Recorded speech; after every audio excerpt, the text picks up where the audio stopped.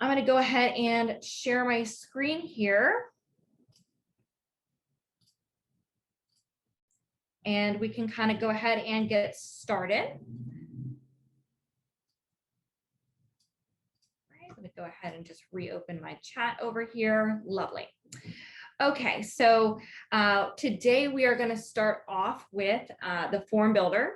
So for anyone who is unfamiliar with the form builder, it is one of our newer features. It is a premium added feature. You can add that onto any details account for either $25 per month or $250 for the year. That annual is going to save you $50 per year.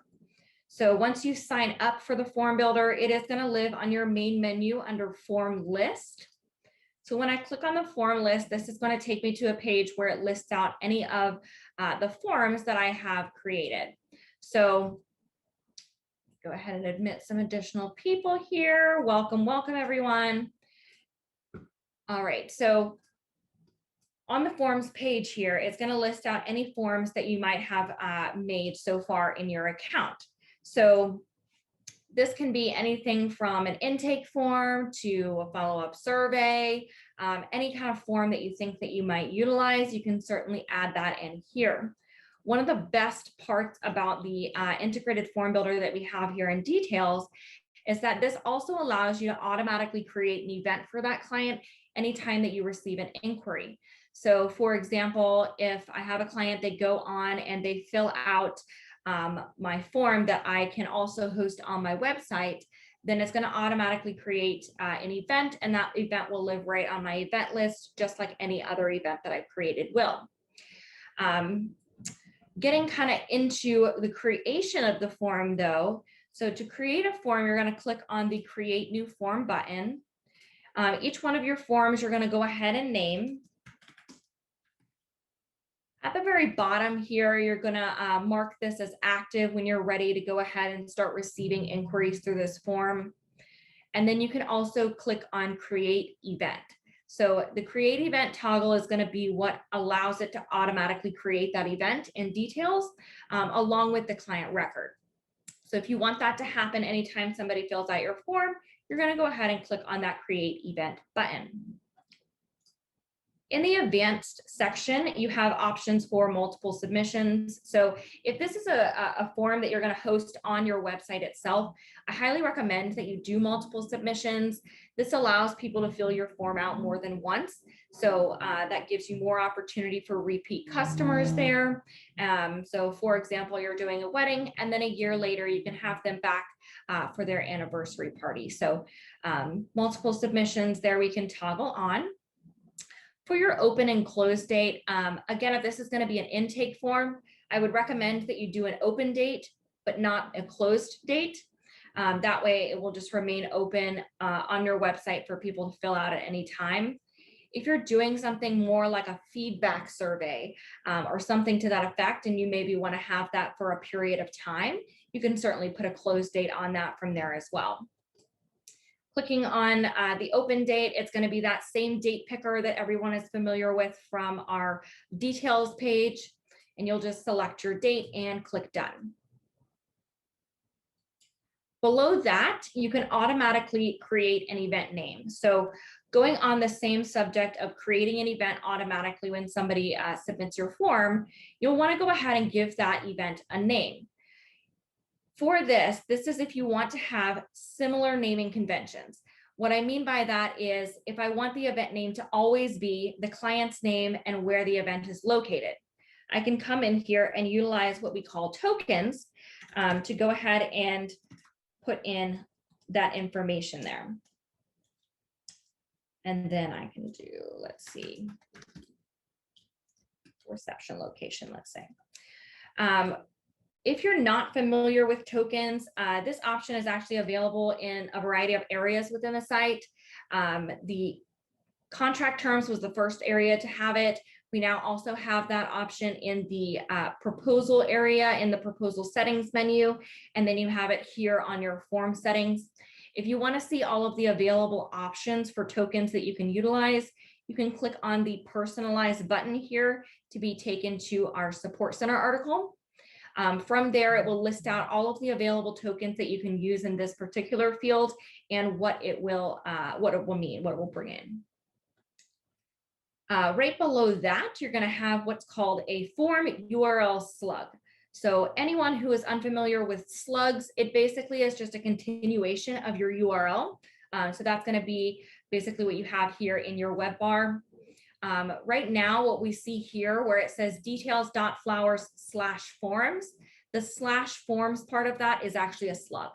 So if you want to do a continuation there on your URL, make it a little bit more customized, you can certainly enter that in here. This option is only going to be available for those who have a custom subdomain. The custom subdomain is something that you can also add onto your account. It's going to be a custom link that you can utilize to host both your forms and your proposals. So if anyone is interested in that and learning a little bit more, feel free to reach out and let us know. Once you've filled out all of your information here, you'll click on the Save button here at the bottom. When I click the Save button here at the bottom, it's going to take me into my form, and I'm going to have two different options.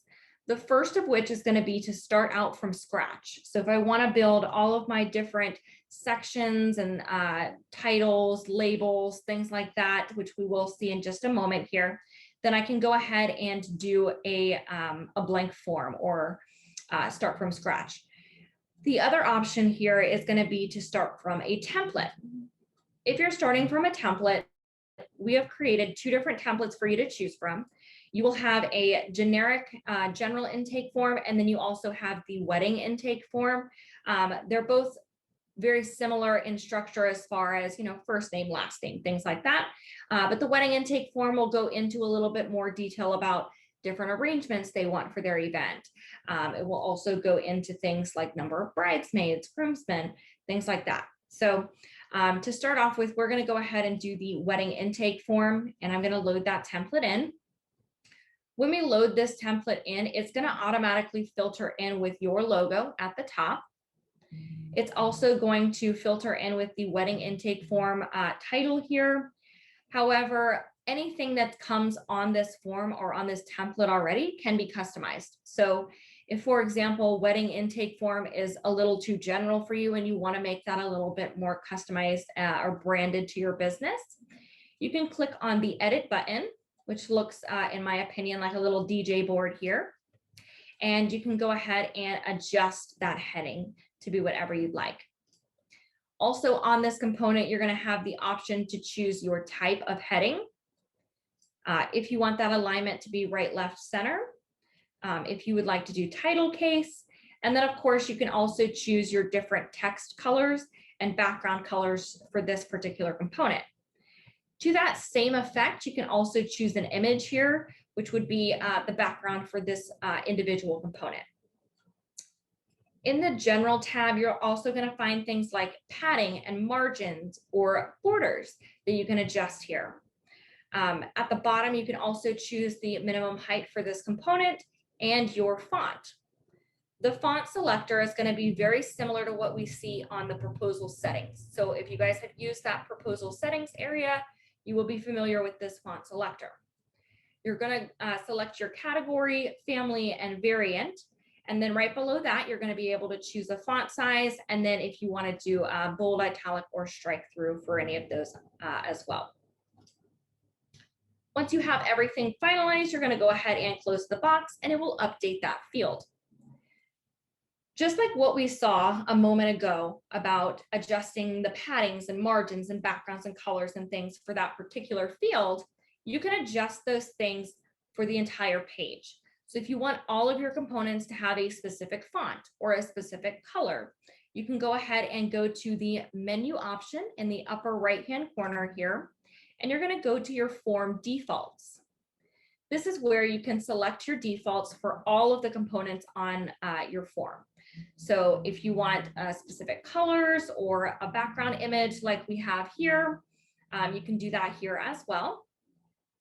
The bottom navigation bar here is going to be the bottom buttons of your form where your client is going to click from page to page and also click the submit button.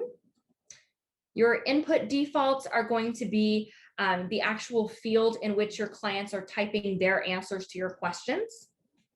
And then you have your page defaults, which are going to be things like your background color, your text color, and that's going to be the text color for your field labels, which we'll go over in just a moment. At the top here, we also have our component defaults. So these are going to be things like padding, margins, if we're doing any kind of borders, or of course your fonts as well. So just to recap, you can do that either per component or per form itself. After you've made changes, you're going to get the option to apply these settings to existing pages. And then you're also going to have the option to apply it to existing components. So if you'd already had components or different pages that are on the form, very much so like you would if you were loading in the template, you can apply those to any of the components that are already existing on the form. So each one of the different questions here is a different component. If I click into the edit button here for our input field, this is what most of the components are going to look like. Options will vary based on the component type. For this one, it's an input box. You have input types, which are going to be text, email, a number, a US phone, or a URL. You're going to be able to adjust the field name and the field label here. And then, of course, you can choose if you want this question to be required or not.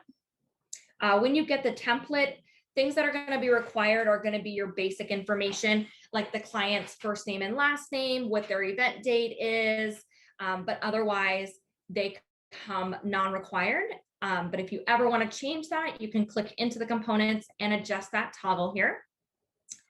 Placeholder information is going to be what shows up in that field to give your client just a little bit more information about what you're looking for them to put in that field. And then your layout here, we have side by side, which if I close this, all of the fields that are on this particular template are side by side. So it will have the label and then the field right next to it.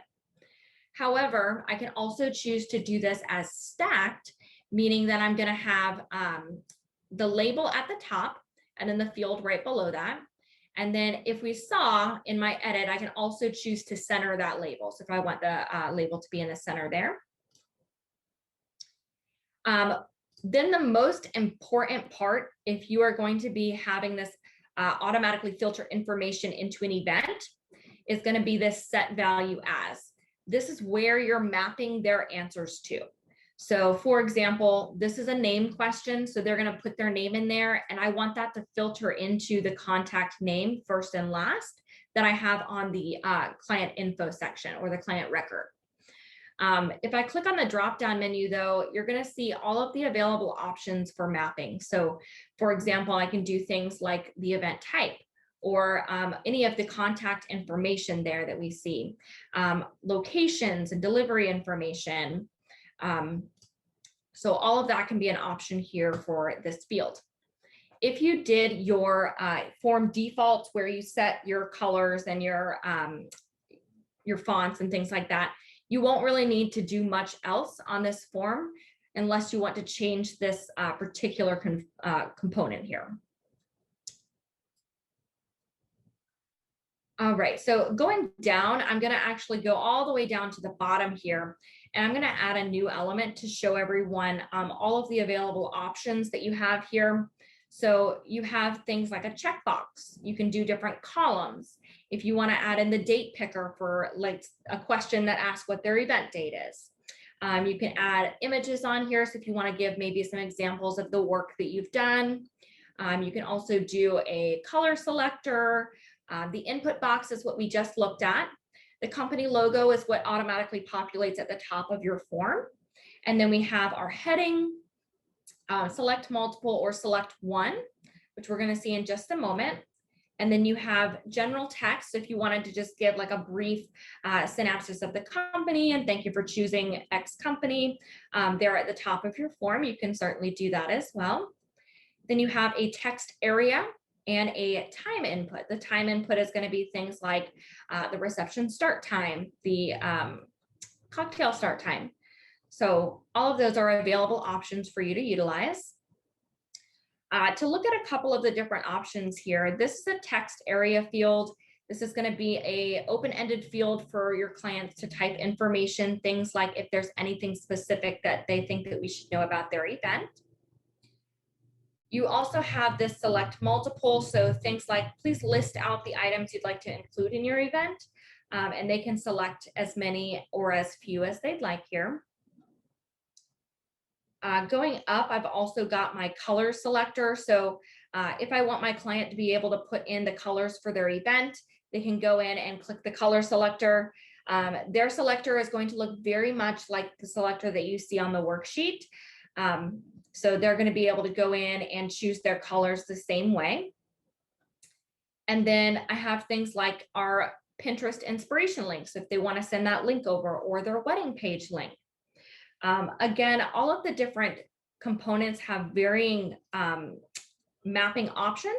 So for example, this color selector, really the only place that it's going to map into is the event colors.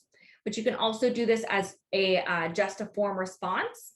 What it means when you do form response only is that it's not going to map into the event. So for example, you may have the majority of your fields that you want to automatically map into your event, but maybe this particular one you just want to have as information, but not necessarily add it into the event itself. All right. So now that we've kind of talked about the different components and doing your defaults here, on the left-hand side, you're also going to see your different pages. Every form will always start out with a welcome page, and then they'll always end with a thank you page.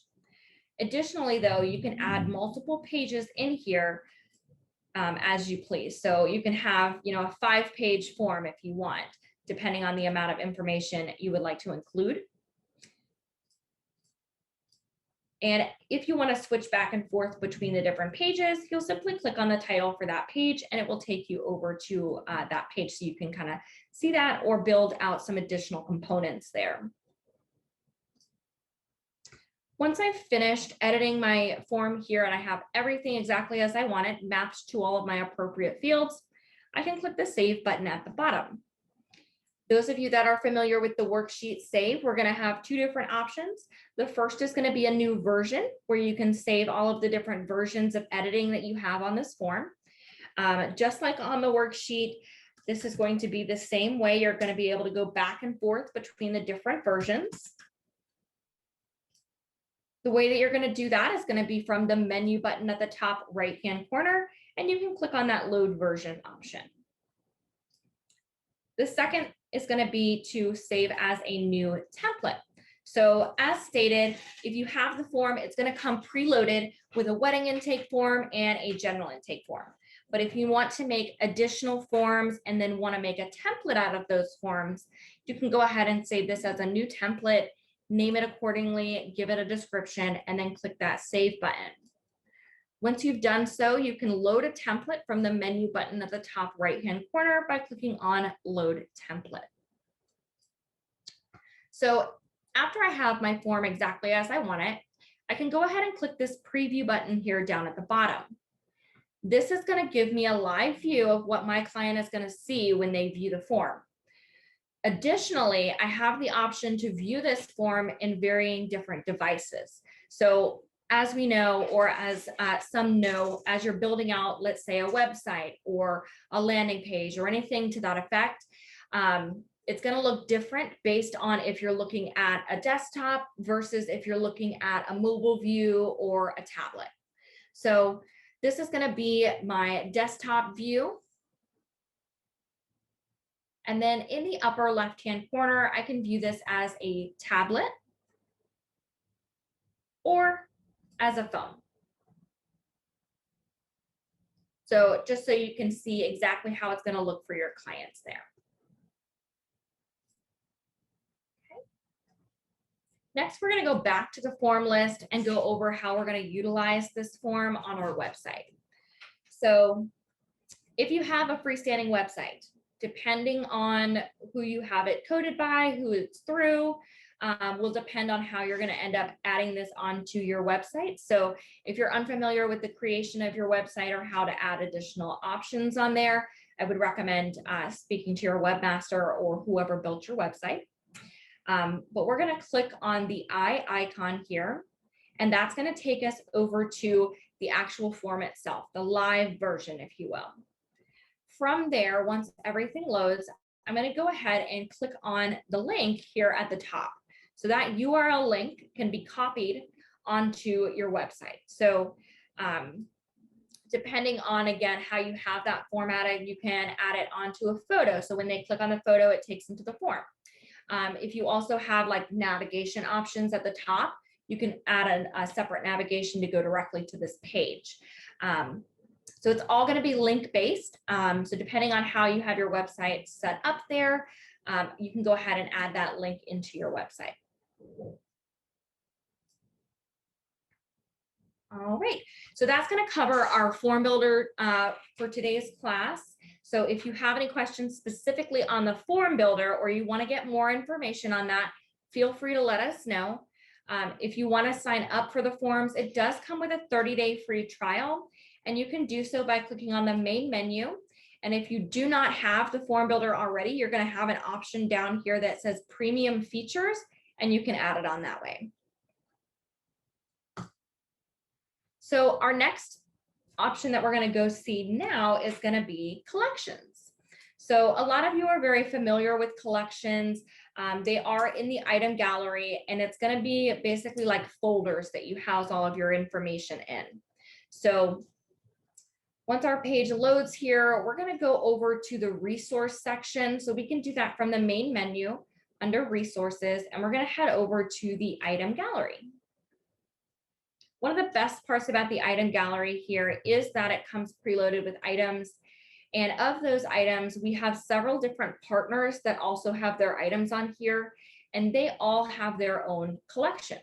So when you come onto your item gallery and you see all of the different square tiles here, you'll start off with an all items and a my items. The all items is going to be everything that's in the software, including everything that you've added. The my items is going to be items that you updated, edited, or added yourself. And then you also have our partner collections here. So we have Accent Decor, Ball, Alexandra Farms, Alaska Peony, Jet Fresh, Smithers Oasis, House of Stems, Syndicate, and Floral Mechanics. And we are continuing to build partnerships to add additional ones in the future.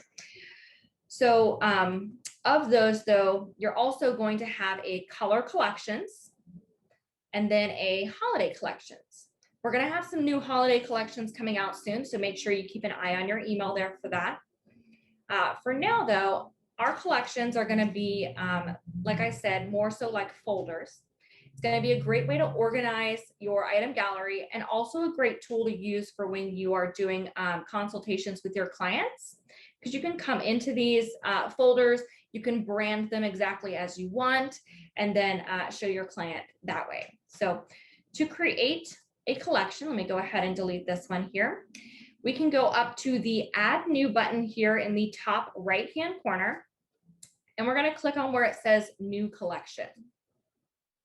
From there, we're going to give our collection a title. So maybe I'm going to have all of my rentals in one folder. I can give this collection a description, and then I can choose either a background color, or I can choose to add an image similar to what we saw just a moment ago. I'm going to go ahead and do a color. I'm going to select a color, and it's going to bring up that color palette. So I can just grab any color that I want and click done. And that's going to populate there for my collection. So I'm going to add this collection here, and it will populate here on your main view of the item gallery. Once I have a collection, though, I can do what's called sub-collections. So for example, in that color collections folder, if we click into it, it's then going to break down individually each color. So we've got, a white collection, a magenta collection, a red collection, and all of the items that we have in the system that pertain to that color scheme are going to be in those folders. So for example, if I click into my red collection here,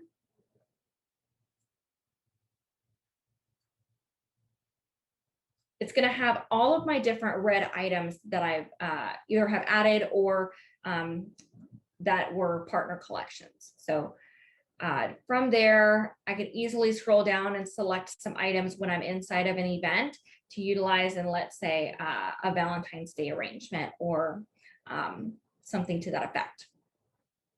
So back in the color collections here where we saw our sub-collection tiles, every collection is infinite, meaning that you can have sub-collections and then those sub-collections can have sub-collections and so on and so forth. So anytime that you click into a collection, you can then click add new again and add a new sub-collection. So there is no limit to the number of collections that you can have here in your account.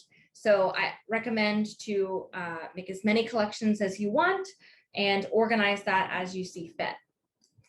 Some of the other ideas that we have for collections that might be beneficial to you and your company are things like themed collections. Maybe you have a boho folder, or you can do different trends. Seasonal collections, if you wanted to do like a fall wedding, you could do that in your seasonal collections. Then I also have a past weddings. This is going to be a game changer for a lot of you guys. So on the worksheet, if you guys are utilizing templates for those worksheet templates, and maybe you have, your green and white wedding, or you have, a blush wedding or a burgundy wedding, you can have those different weddings with all of their items and things come over here into the collection. So not only do you have a worksheet that has all of those items and recipes and things on them, but then you can also come back here and favorite the entire collection for that template. So clicking into, let's say, Avery and Jeff here, it's going to have all of the items that I utilized in Avery and Jeff's template or their event. And that way I can go ahead and collect all of those items at once and utilize those in additional recipes on that template, or maybe to make some slight changes within the current recipes. So I've created that rentals collection there. So let's go ahead and go back to my gallery home, and I'll show you how we're going to move items from one collection to another. So each one of your collections, if I click in here, is going to start out very blank. There's nothing in it. So we're going to need to move our items over there. So I'm going to click on my little open book here, and I'm actually going to go into my all items.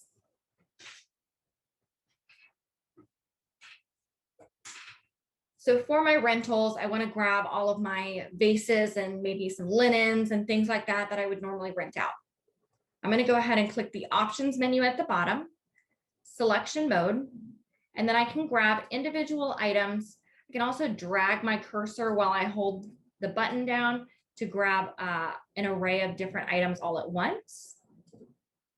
Once I have all of the items that I want to move over into that collection, and again, you can do as many as you want, I'm going to click on the copy button here at the bottom. From there, I'm going to use my book again, and I'm going to go into my new rental collection, and I'm going to paste those items right in.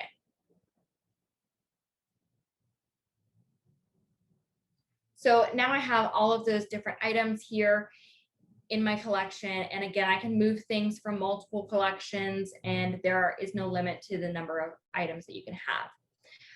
If I have my rentals in here, and let's just say I've got some special occasion vases, I've got my plain clear vases, and then I have maybe some more high-end vases, and I want to separate those out.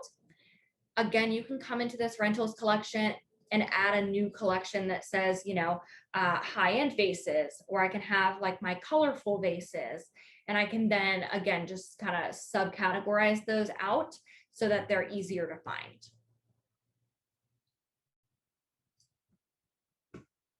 All right, so those are collections there. I do want to go ahead and take a quick stop here and just see if anybody has any questions on either collections or forms.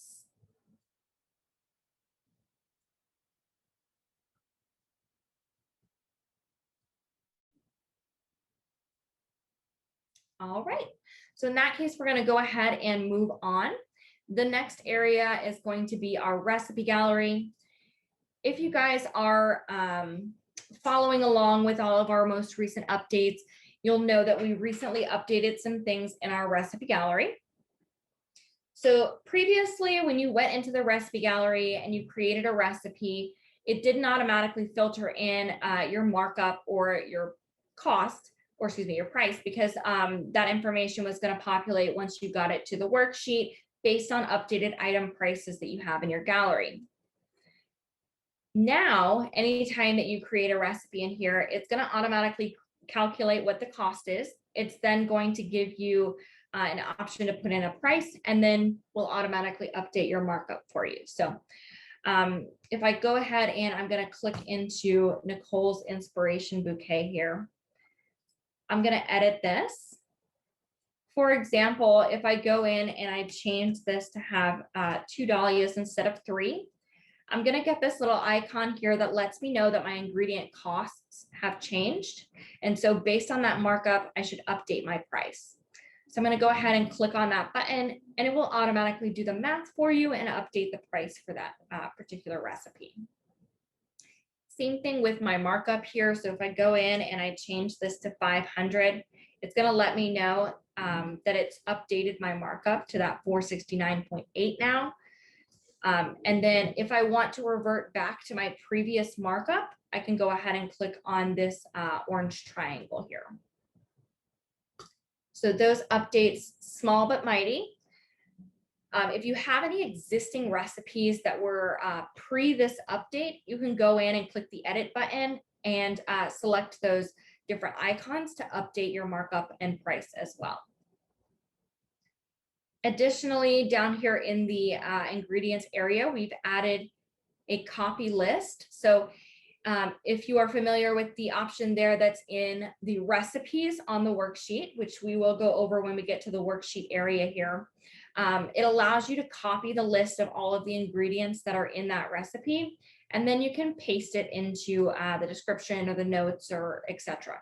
So in this case, we would want to go ahead and copy that list, and then we can go into the description and paste it.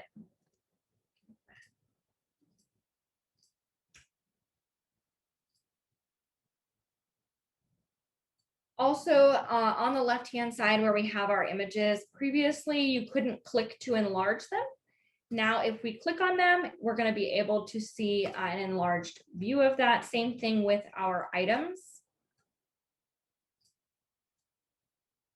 So if you guys want to just have an up-close view of any of the items, you can certainly do that as well. You'll also notice that some minor changes are that the buttons have moved. So previously, all of our buttons were listed up here at the top of the modal, but now they will live at the bottom. You'll have your edit button and then the save if you're in edit mode. And then of course your delete button here as well.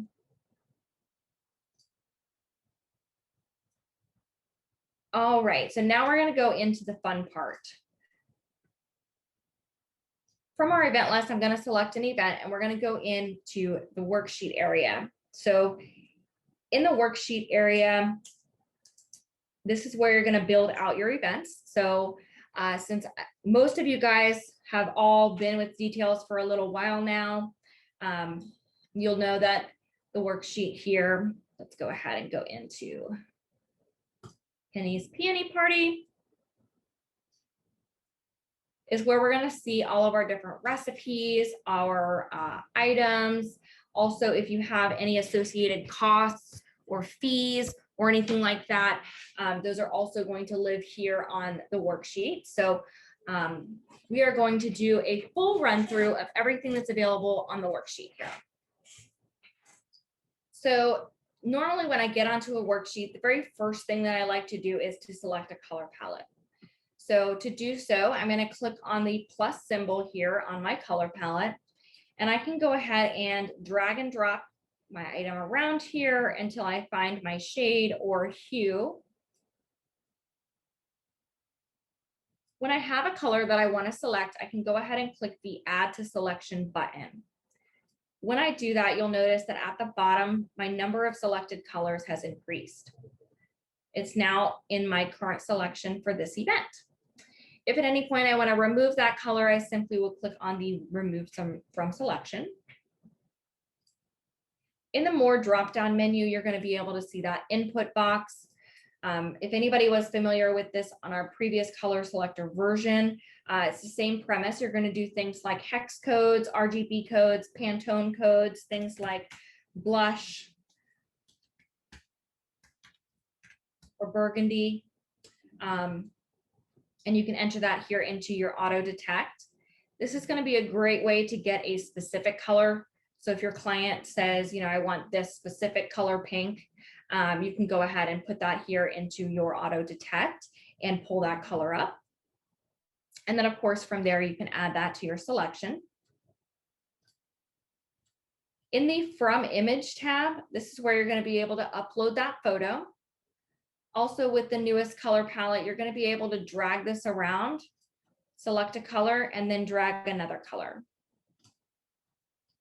And you can grab as many colors as you want from the photo, and you'll just click Add to Selection after each one. You'll also see on the top here and on the left-hand side, these are going to be the most common colors that are in this photo. So you can easily click on any one of those as well and add to selection. Next, we're going to go to suggestions. These are going to be suggestions based on the color that you have here in your main color square. You can grab individual colors by clicking on them and selecting Add to Selection, or you can also click on the drop-down menu here to select all. Additionally, you can favorite all of these colors. So your favorites, which we're going to see in a second, is going to be a compilation of your favorite colors or colors that you are seeing most often. And then you can also create color collections. So for example, if I wanted to have a full color collection for fall, maybe those nice deep oranges, some browns, a burgundy color, I can make that into a collection, and then I can utilize that in future events. This will also give you different triadic colors, shades, tints, etc. of the color that you have here in your main color square. So the favorites, again, is going to be a place where you can come and put the colors that you're seeing most often.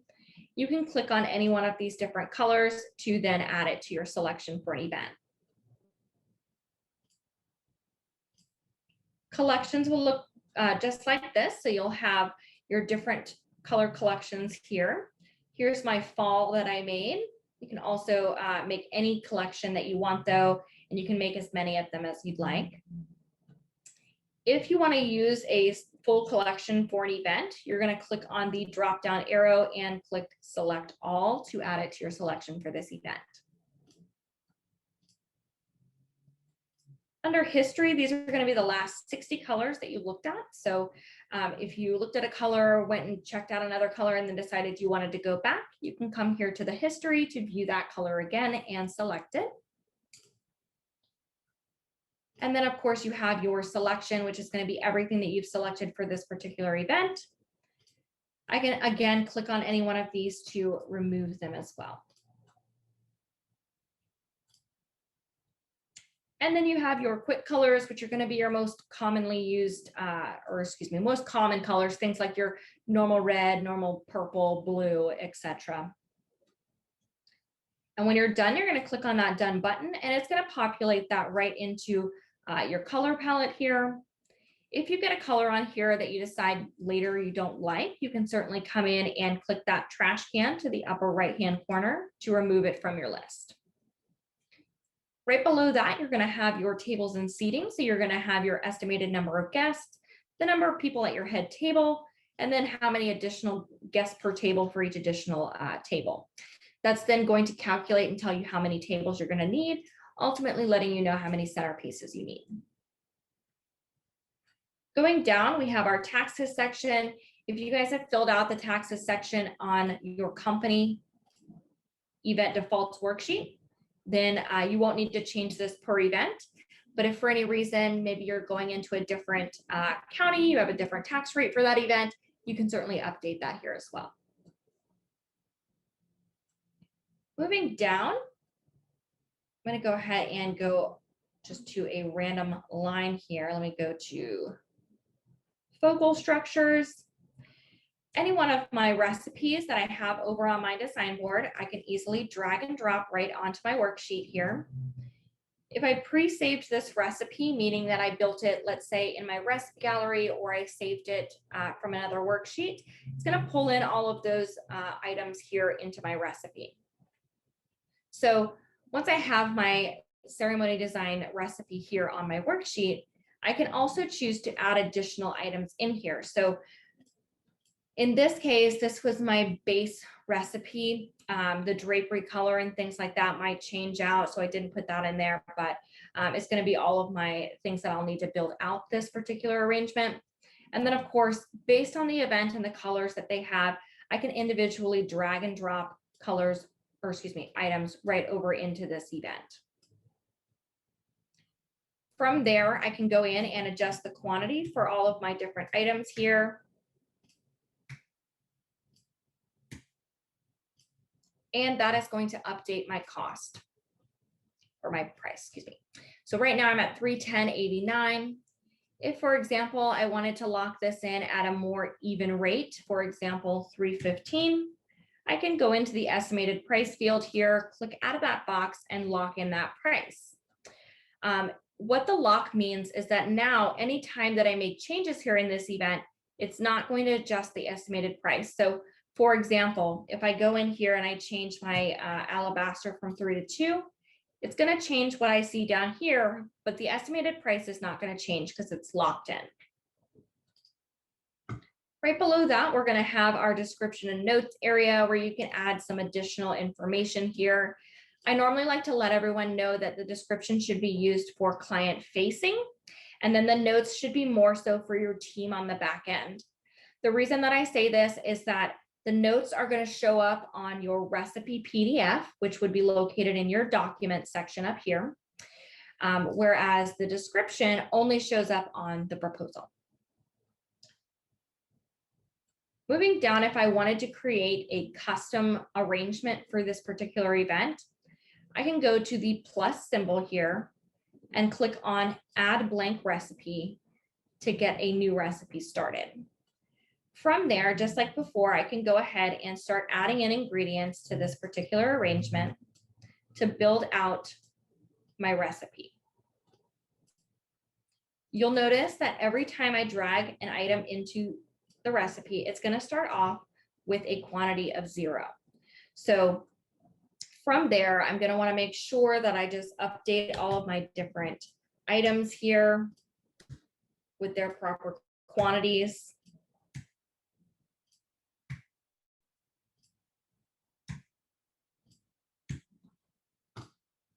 And again, as I start to build out my recipe and adjust my quantities, my recipe price is going to change. This is going to adjust based on the markup that I have set here in my recipe. So every one of your worksheet is going to start off with a default markup, which you can find in the options menu at the top under worksheet settings. So it'll have your default markup here, which is what will populate into your recipe when you build it here on the worksheet. But for example, let's just say that this particular recipe took a long time to make. It's a little bit more labor intensive. So I want to go ahead and up that markup from 3 to 350. That's going to automatically also update my price based on that markup. And again, I can lock that in. To add a photo onto my arrangement here, I'm going to click on that watermark. I can first select anything from my all inspiration, or I can go to choose from and choose from my event inspiration, my favorite items, which are going to be the items that I have on my design board, or from my favorite recipes, which are going to be the recipes that I have on my design board. I'm going to go ahead and just grab a photo here, and now I've got my finished recipe. If this is a recipe that you think you're going to use again in a future date, I can go ahead and give this recipe a name.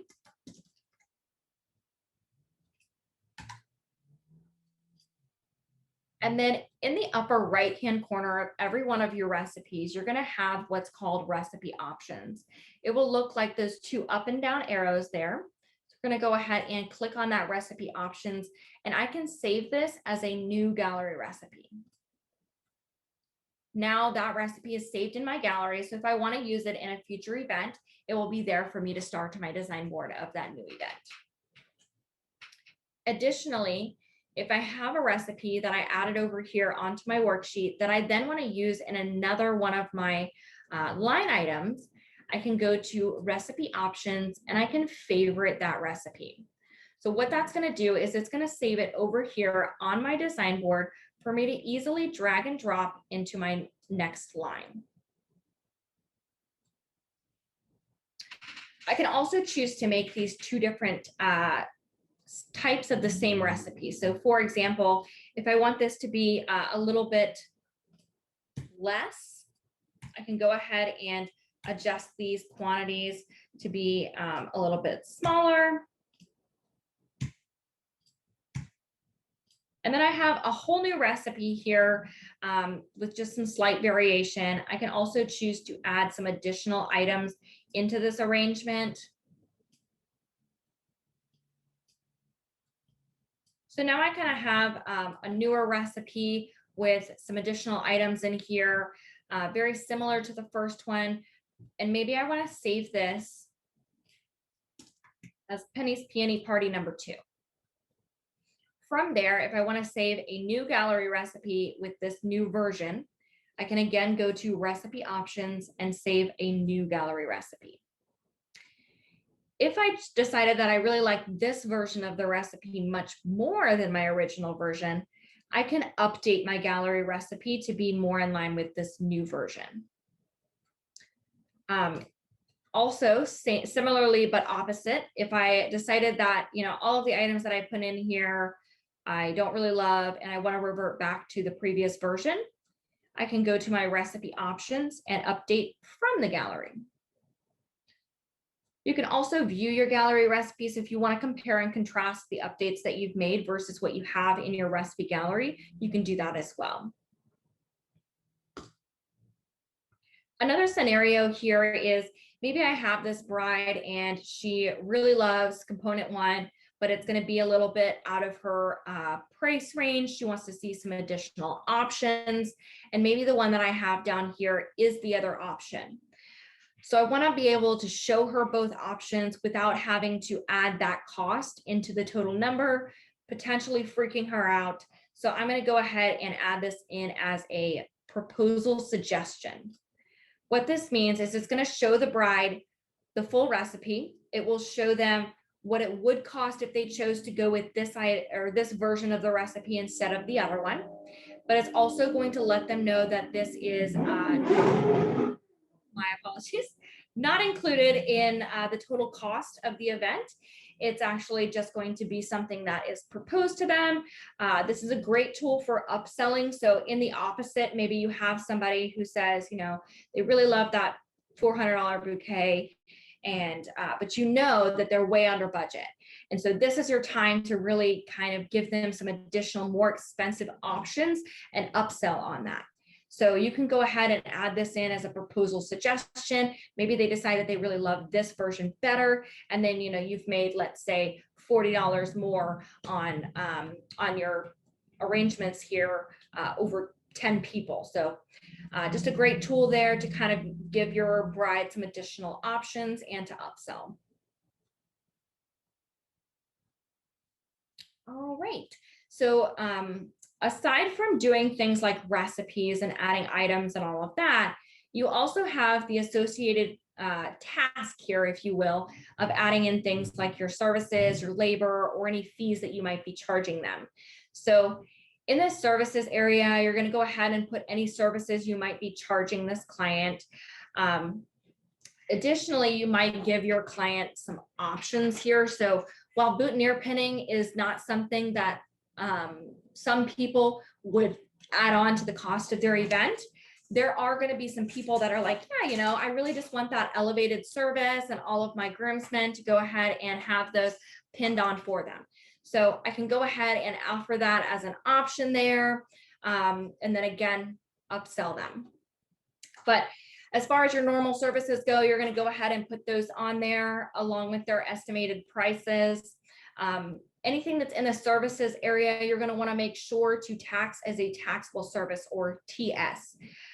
You can click on this tax area to change the tax for any one of your line items.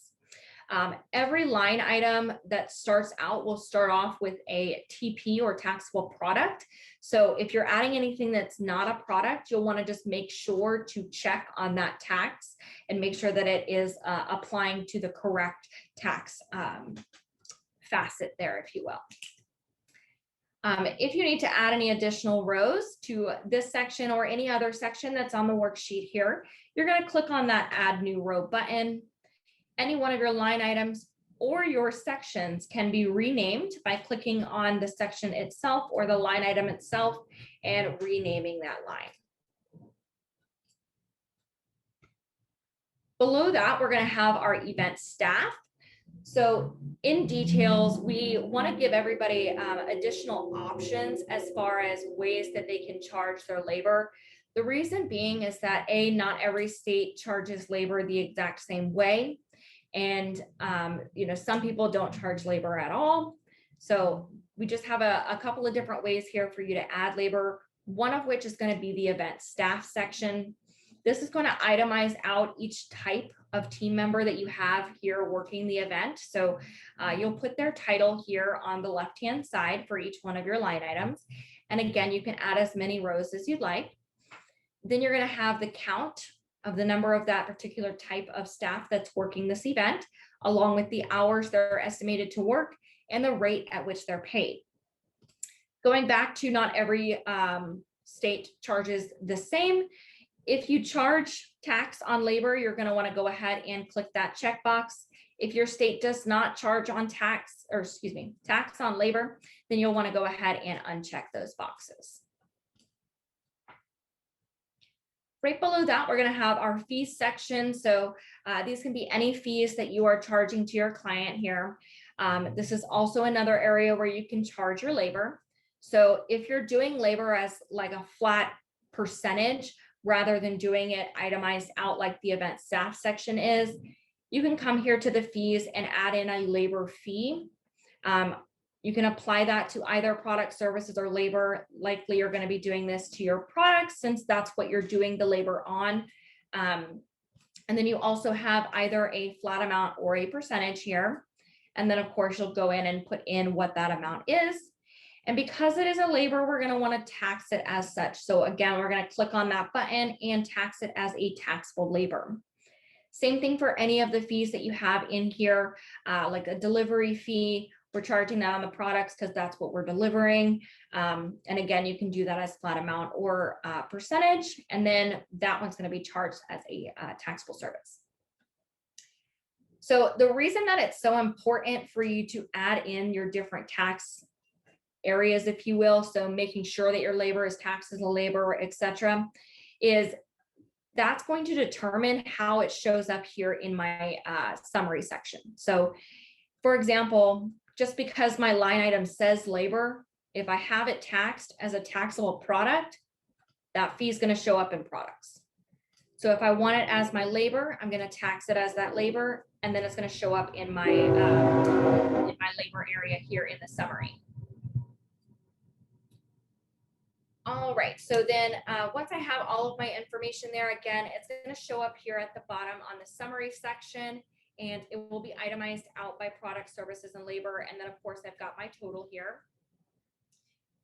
On every worksheet, you have an option to add an admin fee. So an admin fee can be pretty much any administrative duty that you'd like to add a fee on there for.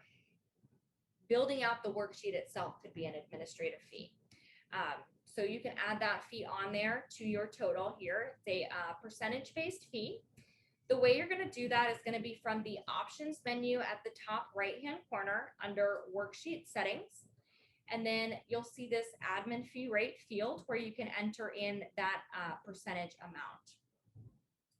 That's then going to be added here onto the total of your event, and that will be right above your grand total. Other things that you can add here on this worksheet that may not be something that you're always going to add, things like a discount. You can go ahead and add that on here as well. You're going to add a new row here. And again, you can name that discount anything that you want. So for example, if this is going to be a friends and family discount, and then what you're applying that to, so you have a couple of different apply to options, more so than we do in the fees. So you're going to have your product, services, and labor per usual. You'll also have an event option, which is going to be your total before taxes, or a total option, which will be your total after taxes.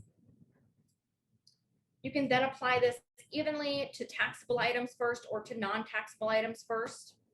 And then you have your type, again, either flat amount or percentage. And then you can go ahead and put that amount in there. Any discount that you add here on the worksheet is going to show up in the discounts column here. Depending on how you apply that is how it will show up here in the summary. So because I'm applying this one to my products, it's going to be on that products line. Next, I'm going to go ahead and save a version of my worksheet. So again, new version here. And this is going to be, let's just say, my first draft. I can go ahead and save that. If at any point I need to go back and forth between the different versions, I can go to my options menu here at the top and click on load version. And that's going to show me every version that I've ever saved at this particular worksheet. If you have authorized users or additional users in your account, anytime that you save a version, it's logged by who it was that saved that version. So that way, if you have any questions on the changes, you can know who to go back to with those questions. If I really loved this entire event and I think I'm going to use it again, then I can go ahead and click save at the bottom and save this as a new template. So templates here in the worksheet are going to save anything that you have on this worksheet. Fees, services. It's also going to include all of your recipes, including their items, any descriptions, notes, etc. that you might have had on here. So I can go ahead and give my template a name. And I can go ahead and save at the bottom. You also have the option to put in descriptions and tags if you would like.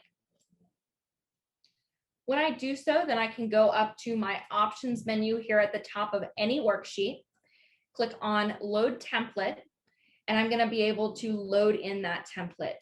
So if I start a new event next week and the bride comes in with all those same Pinterest photos as Penny here, I can come in and load her template. Maybe I'm making some minor adjustments, adding or taking away a couple of things, but it's going to save me a lot of time from having to reinvent the wheel.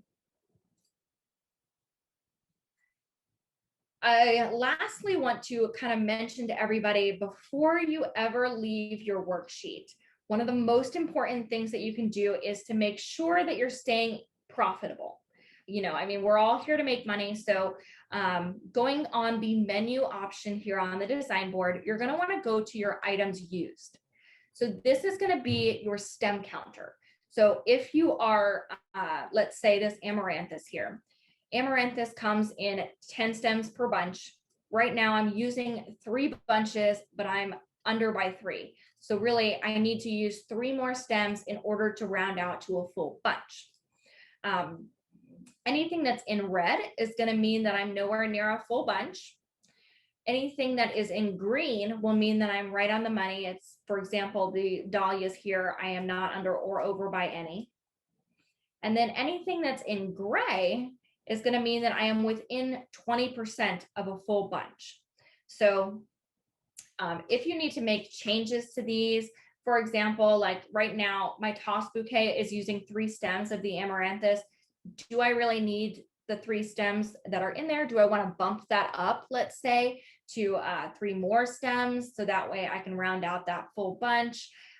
So it's just going to be a great tool to make sure that you're staying in margin, that you're not going to have any wasted product, and that you're using, the full bunch counts. Okay. And one of our newest features that was actually added a couple months ago is the option to update your item costs. So as we know, items in general throughout the industry are increasing and fluctuating at a rapid rate. And what was $1.50 this week could be $2 next week. And so one of the tools that we added in here on the worksheet was an option to update your items based on your item gallery cost. So for example, if I did this event, I built it out and I'm ready to send it to my client, but since I created the event last week, my item costs have updated. I went in my item gallery, I updated that stem cost, but I want to make sure that my worksheet is updated before I send off this proposal to my bride. I can go ahead and come in here. I can click on, just in case anybody didn't see it, it's a little symbol with a money symbol in it. And this is going to show me what items have been updated. It's going to tell me what I'm quoting them at here on the worksheet versus what I have them listed as in my item gallery. If I want to update those items, I'm just going to click on the checkbox here, and then I can go ahead and update my worksheet. Now it's going to update anywhere that I had that garden rose, the Juliet, it's going to update that garden rose to the most up-to-date cost. Same thing with any other item that I have that I updated. So another great tool. One of the things that people asked the last time that we did the worksheet here and talked about updating item prices was, what are we doing to kind of preemptively combat the updating prices that are in the industry? And, one of the things that I would say is definitely to make sure your item costs are up to date. I would say at least once a month, we're doing an audit on our items based on, our wholesalers cost. If not, once a week, if you can do it. So I would say that that's probably going to be the most important thing. And then that way, when you're going to build out arrangements and, you're ready to go send it off to your client, you've made some updates, you can go ahead and click that button to update and make sure that you're going to stay in margin. The other thing that I would say is overquote your items. So if it's consistently at $2, I would say quote them a little bit more. So that way, with the fluctuation, if it updates, between now and next year when their event is, you'll be sure to have those prices up to date. All right, so that's going to be it for the worksheet here. I did want to open up for questions though on the worksheet since we did go over a lot. If you want to unmute yourself to ask, or if you want to add anything in the chat there, feel free. I'll give it just a minute or so.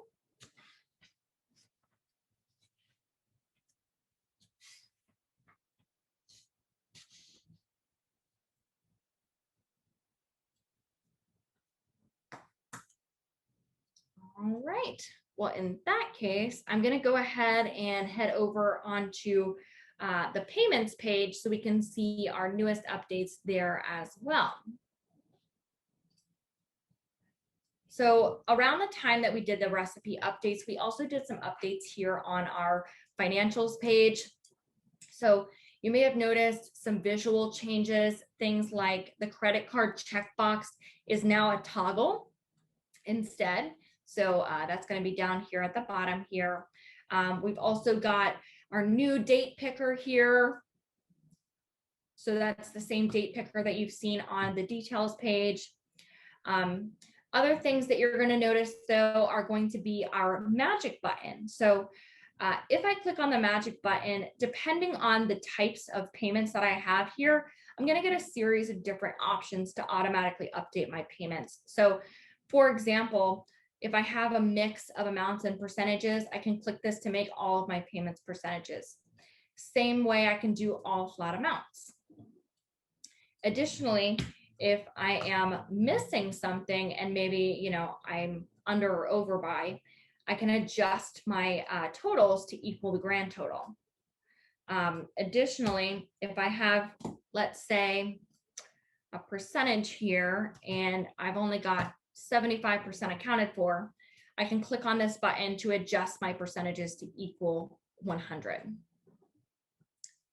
Another great thing is if you want to change your amount, a single payment from amount to a percentage or vice versa, but you want to maintain the same price structure, you can right click here and you can convert my $7,176.98 into a percentage.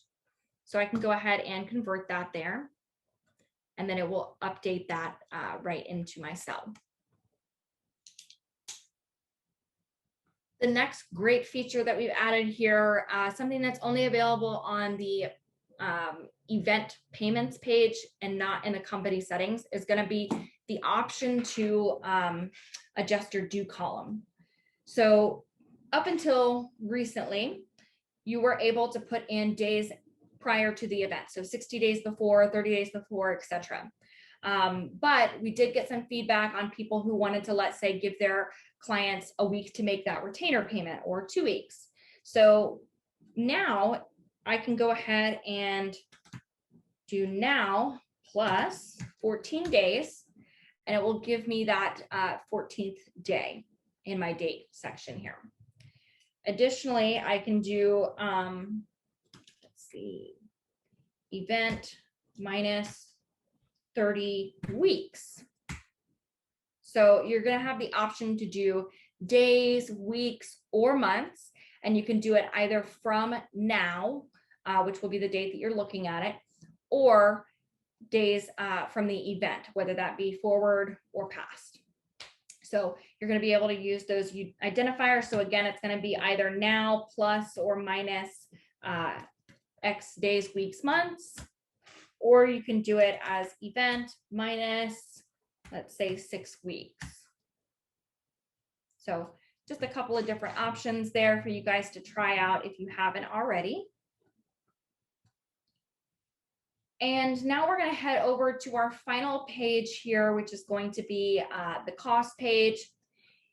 The cost page is going to be like your order sheet, your pull sheet, however you want to look at that there. It's going to list out all of the items that you have used in your worksheet, along with their estimated stem cost, the quantity that you put it on your worksheet. So for example, that amaranthus that we looked at where I only had 27 of them, that's going to be listed out here. And then of course, my estimated total for that product. So that's going to be my total time, my estimated stem cost times my quantity needed. So in here, this is where we're going to be able to come in and either request a quote from one of our wholesalers, or we can fill out the sheet manually or download the CSV and send it off to our wholesalers. If you're doing a quote here in details, you're going to be able to choose from any of these wholesalers that you see here. I'm going to go ahead and click into my test one here. And I'm going to be able to send off my order to this company. So for example, I have, let's say, 20 items, and I really only need a quote for 10 of them because my other wholesaler already has me for the other 10. So I'm going to go ahead and come in here. It's going to list out everything that I need for this event. And I'm going to be able to individually click these items here on the right-hand side. You can also choose to check all. So if you want to send that quote for all of your products, you can do that as well. And then I'm going to go ahead and click add items. Down here at the bottom, I'm going to be able to adjust my quantities. So for example, 297 cents seems like an odd number. So, I can go ahead and update that. This is also where I can adjust my ask price. So, maybe this Hot Princess is going for 75 cents, but I want to go ahead and see if I can get it for 70, or, my hydrangea here, maybe it's $2.95. I'm going to go ahead and see if I can get it for $2.50, things like that. So you can go in and adjust any of those prices there. Once you're done, you're going to go ahead and save and send that off to your wholesaler. And then they're going to review it and send you back a quote. You will have your quote activity log, so it'll let you know when you started it, when you sent it, when the wholesaler sends you one back. It's going to be listed out here as well. When you receive a quote back from the wholesaler, you are going to get an email letting you know that you got that quote.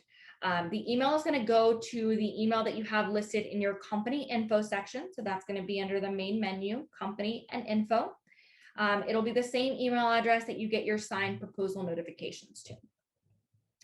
You can also choose to have a chat with the wholesaler directly from this page. So, you can reach out and say, hey, I really need these by next week. I waited too long to order. Is there any way that you can help me?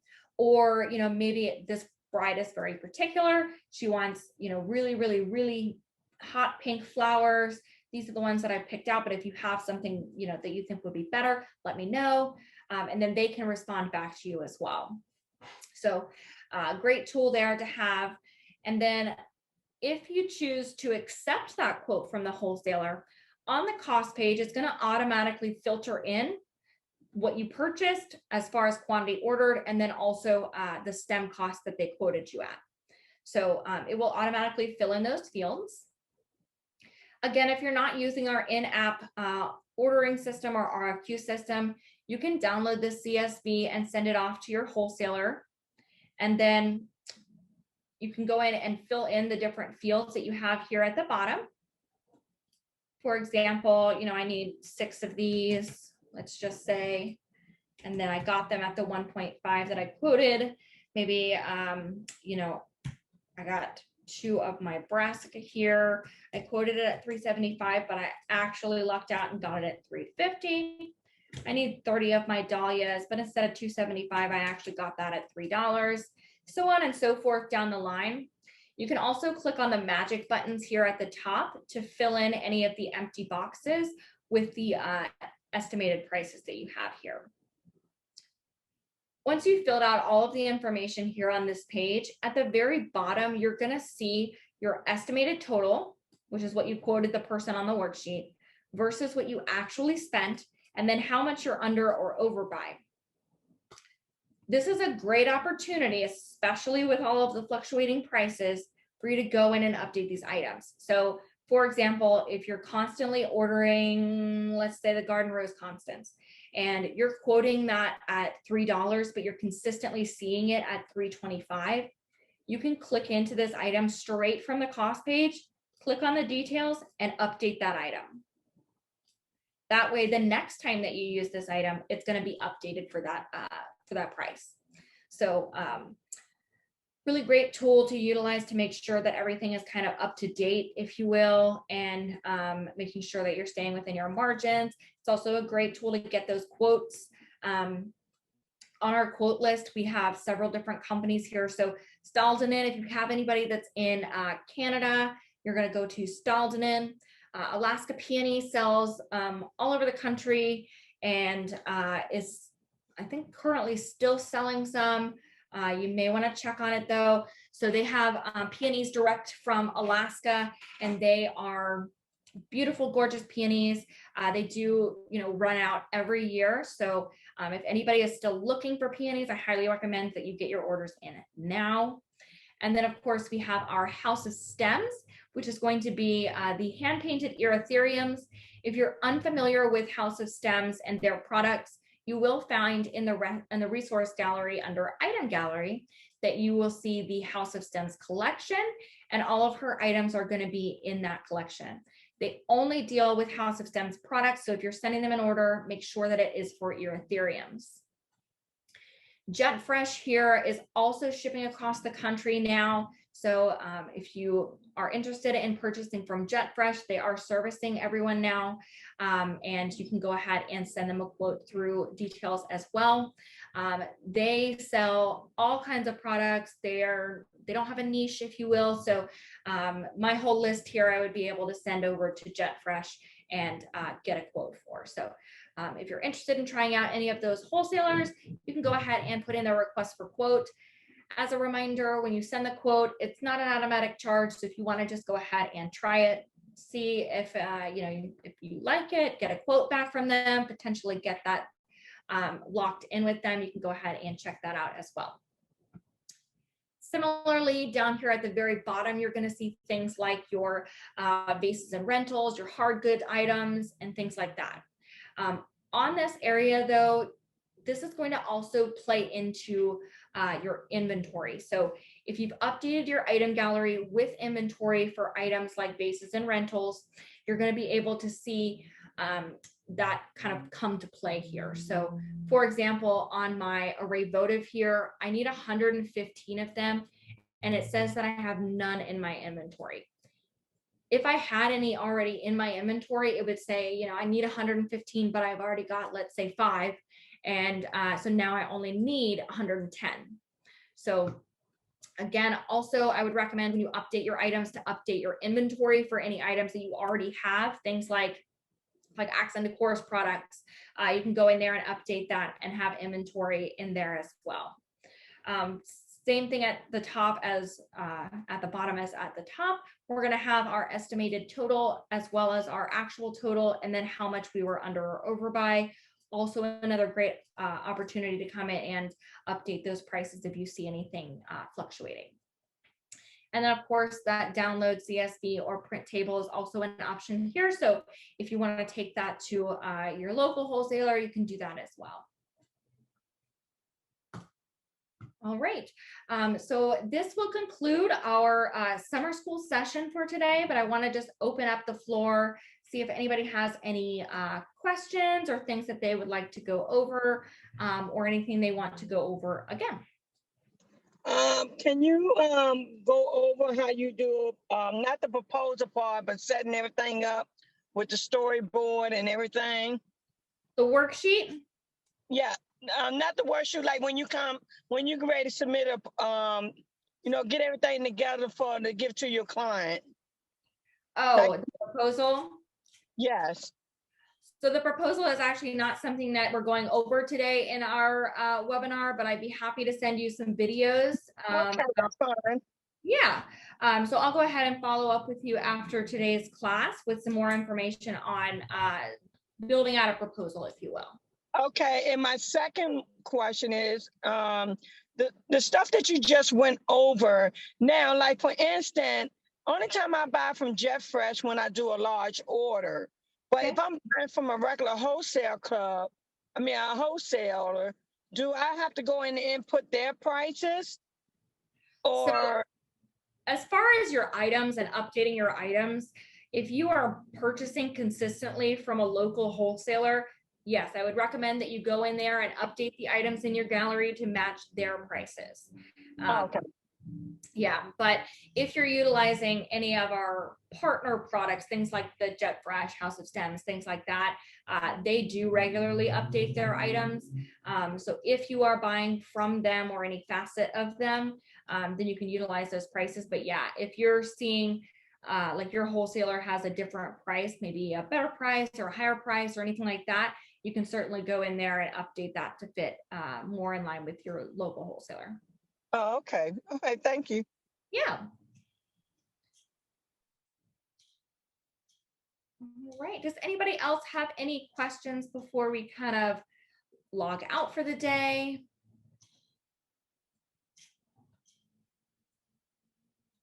Okay, I got one more. I guess since somebody answered, I guess I take the shift. I'm sorry about that. When you go into your worksheet, and you know how when you add a picture, Yes. from Pinterest or whatever, how do you do that? Because it seems like I get stuck right there where I have to do like 5 or 6 steps just to get it over to the worksheet. Yeah. And So I'm giving up. yeah, you're going to need to download the photo. So let's just go ahead. We're going to head over to Pinterest right now. And let's just say I'm going to use this blush ivory over here.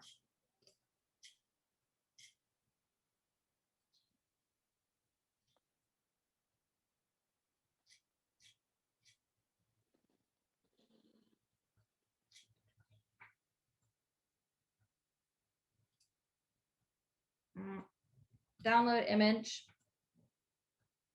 Okay, I hit that. Okay. And then I'm going to go over into details, and let's say I want to add that as a recipe. So I can go to add recipe, choose images, and then blush ivory. So how did you get that? Because when I go hit download, Yeah. on an Apple, maybe that's why. Oh, I'm on a Mac.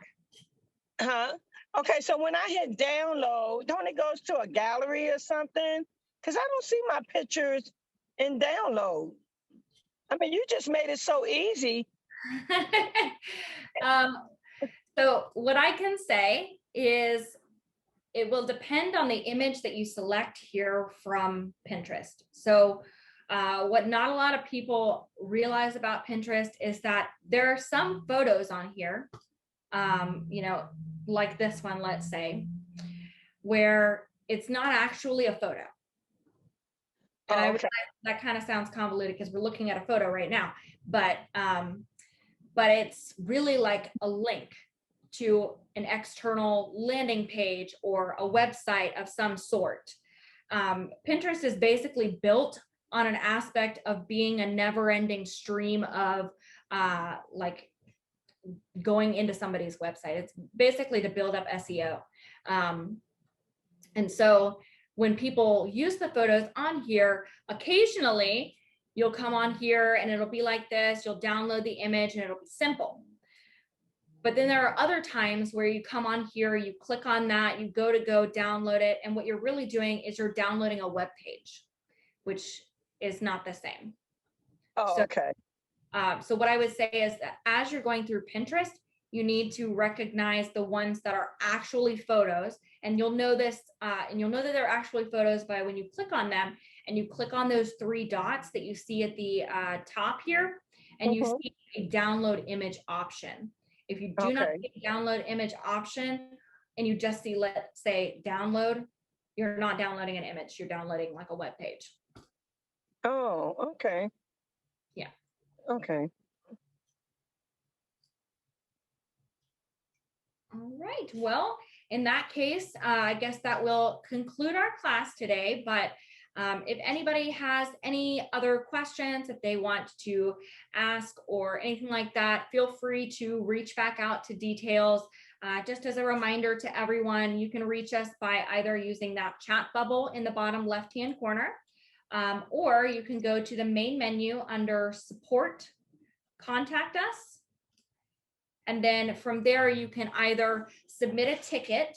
So if you're having like an issue, or if we click on this drop down here, there's an option for just ask us a question. You can put that in here.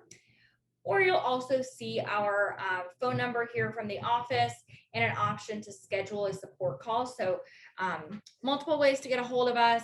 If you have any questions, just feel free to reach back out. And I appreciate everyone spending some time with me today. I know it was a little longer than normal, but I hope that you enjoyed it. And I hope that everyone has a wonderful rest of your week.